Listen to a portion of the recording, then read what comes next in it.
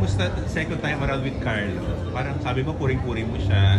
Ang galing niya dito. Yeah, ang galing talaga ni Kaloy dito. Pero as always naman, I mean, he's amazing in all that he does. But grabe yung naging journey ng character niya dito. So as much as possible, if we could be there for him. Not that he needs us, but kasi emotionally, did he tell you? Ang bigat ng story niya dito. So I'm just so excited to see the final output of the film. Yung una niyo bang pagtatambal, na-foresee mo na parang may chemistry pala talaga kayo to be worthy of a second movie pa? Yeah, I think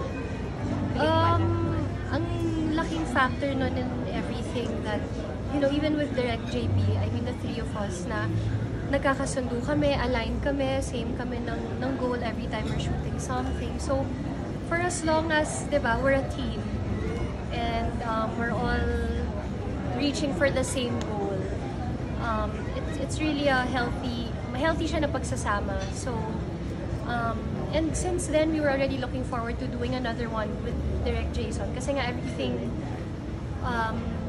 played out so smoothly while making expensive candy. So, naging maganda yung bond naming tatlo. Sana hindi mo naman masyado masakit yung ba? Secret na lang. Pero si Kaloy dito yung ano ang magpapaiyak sa ating lahat, feeling ko. Yeah. Nung magkita ulit kayo, Jo, nung after 2 years ba? Si Kaloy. Recently na married na siya. Sabi mo, nag-catch up kayo.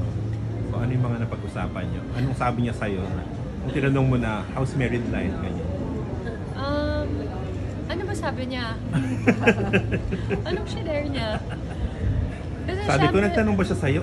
Kamusta? Okay ba magpakasal? Ano daw? Humingi ba ng advice sa'yo si Julia?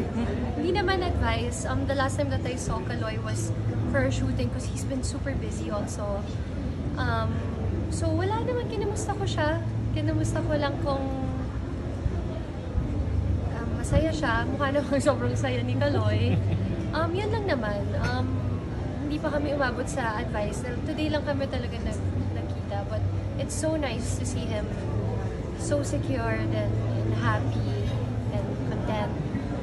He really shows it. Sorry. Masaya ako para sa kanya. Ikaw din naman, kitang-kita ng Oh, masaya. thank you. So, ikaw ba, naiisip mo na rin yun na pwedeng soon or mapunta na kayo doon? I think the right time will come, and when that comes, diba? But, you know, right now we're really just enjoying every day, being present, and supporting each other in all of our different projects, and yun naman yun.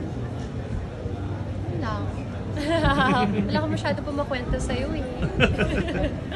Pero kita naman na sobrang happy mo. Nag-radiate yung ano, no? Thank you. At saka, iba ba pag nag-work ka, tapos happy ka talaga personally? Yeah. Yeah.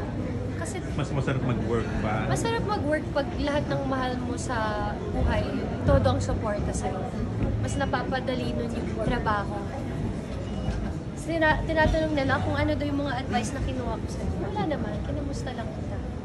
Oo, ganun lang naman kami, hindi naman kami.